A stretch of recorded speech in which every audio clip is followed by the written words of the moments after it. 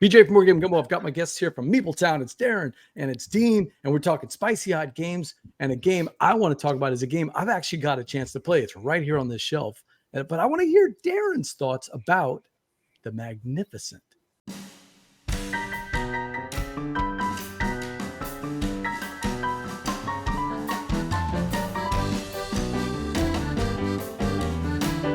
Darren, this is the designer, Elf Svensson. So be careful what you say. He's watching you. Elf, I love your work. This was one that I was really excited about. I remember hearing, it's a 2019 game, and I can remember Dean and Johnny talking about it a while back and not really knowing this is one that I was going to enjoy or not, as I heard the Dice Tower kind of being maybe lukewarm on it, and I wasn't 100% sure. I knew it was about circuses, and that always excited me, but I also heard it was themeless, and I can attest that this is definitely a themeless Euro game. But it's not beige. Doesn't look very beige. It is not beige. I love the color, even though it's dark. It looks nice. But it does have the dice drafting, which I absolutely adore. It's got these beautiful, colorful dice that you're drafting, and you're placing them on these action cards that you have in front of you. And when you place a die, you're going to get to take a bonus action. And those bonus actions can do some really cool stuff. And then the more dice you draft of those colors, you're going to actually add up those pip values, and it's going to let you take stronger actions throughout the game. But the tricky part is you're going to have to pay at the end of the round for whatever your highest value of color is. You've got to pay for it. And so, yes, Kelly Jean, I would agree. It is magnificent. I really enjoyed my play of this, because once you draft all those die, you're going to get to do a few different things.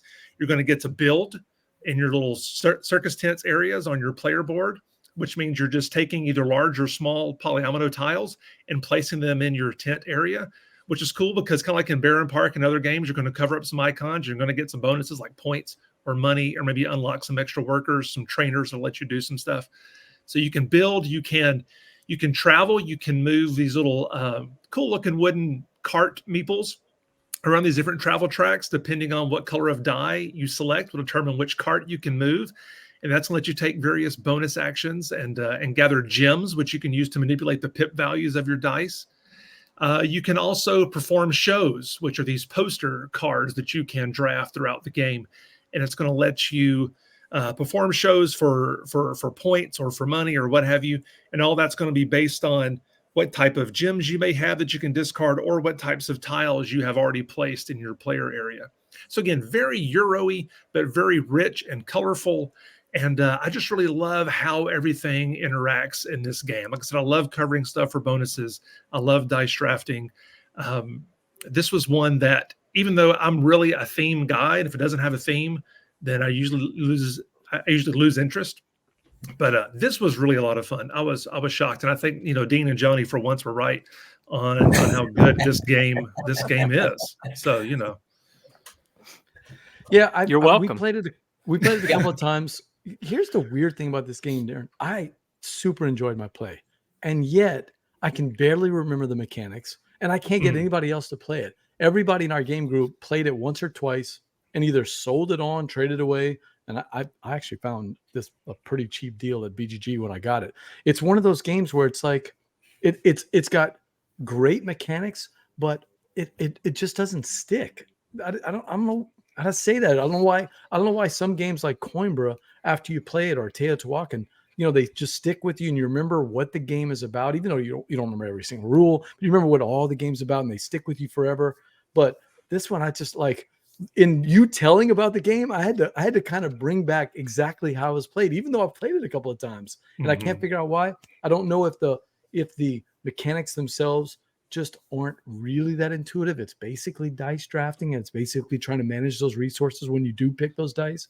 But you know what I'm talking about, where there's just certain Euro games where they just don't stick. Does that make sense? Yeah. Like Teotihuacan. Yeah. Not one of my favorite ones. I threw that out there, but not one of my favorite ones. I'm a Toledo guy. I love Toledo. So. Oh yeah. We were talking about that today, rating all the different T games, how we rank them all. But the Magnificent is one. It's like I wouldn't turn down if somebody played it, but I don't know that it needs to stay. What do you think it is? Was there something that overshadowed it that had similar mechanics or a similar theme that just made it kind of vaporize or fade for you, or is it something about the play? If I remember right, Jared said two things. It was fine and it was mechanical. Okay. Whatever that means, So if I remember right, that's what he said. So it is funny, but Feld games are mechanical, but a lot of those stick with me more. Even I love Magnificent, but I feel the same way you do, BJ. It is. I'm like, oh yeah, I really want to play that now that Darren's talking about it, but I haven't really thought about it in a while. Meanwhile, it's kind of forgettable. Is that how it was for you, Verla? Have you played it, Verla? I haven't played it. So Kelly it's loves been it, one. right? I know she bought it when it was really cheap and heard a lot of good things. She probably got sucked in with dice drafting. And now you just mentioned polyominoes, which I didn't know that was a factor in this game. So that kind of drew me in because those are two of my favorite things. But yeah, it's never really called to me. Like you're saying, I would try it if you wanted to play it. If you want to teach me at BGG, I'll give it a go. Steve, it doesn't have a city name and it's not beige. No. No, it's really it's very pretty. It has to overcome some things that are stacked against it in my book. That it's too exciting, and it's not named after a Renaissance location of some sort. So, but you're right. It is. It's like it looks like it's trying to be pretty Feld. Yeah, I didn't get a Feld feeling necessarily. It felt more like, boy, there's just a lot of manipulation. Darren, do you remember that? I mean, it felt like you can really manipulate where you're putting the tiles out, what you're doing to the dice. Every time you did that, there was all kind of little powers that would. I do remember all that part. I just don't remember much else about the game, and that's the problem. Yeah, I feel like there's lots of things that you can cover up for points and bonuses. There's lots of powers that you can turn those dice around, or you can, like you said, manipulate that or draft other cards. You're always moving. You're always getting something. And that was something that I really liked about it. I think some of the things I've noticed just listening to others talk about it, everyone like Verla and you, BJ, have mentioned, everyone that I know has picked it up cheap. I picked it up for like $10 on a sale somewhere. It's true. For whatever reason. I think for a lot of the reasons that y'all said, it doesn't look like a Euro. It looks like a thematic game, and it's very mechanical, like you said. And so unless you're into those mechanisms, then it's just a game. It's fine. But I'll take a fine, rich-looking Euro any day over some. If I'm just resource conversion and drafting, I want it to at least look, enticing to the eye and not be beige. If it's beige, I'm out. It's about circuses. That's great. It doesn't play anything like circuses. I don't care. Just those little nuggets are enough to make me want to come back to this conversion Euro. Yeah, and it's funny. I don't expect my Euros to actually have a theme. It doesn't really bother me that much. As if the theme is there, as long as the mechanics themselves seem to fit the theme, I'm actually okay with that. It's got a different type of a theme. It's got these standout, beautiful dice and beautiful pieces. I can't figure out why, and I honestly enjoyed my plays of it. It just seemed like it was fine. So, but it's still on my shelf. So. I guess that's a good thing, right? Yeah. When y'all mentioned Game Nerds. There you go.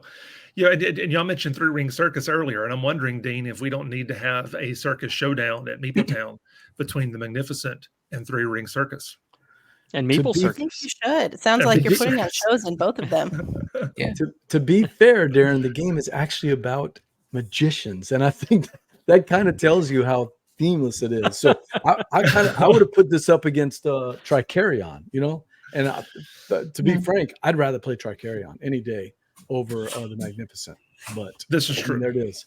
But Scout versus Three Ring Circus, I think would be a really weird match. That would. That would be a really weird match. Yeah.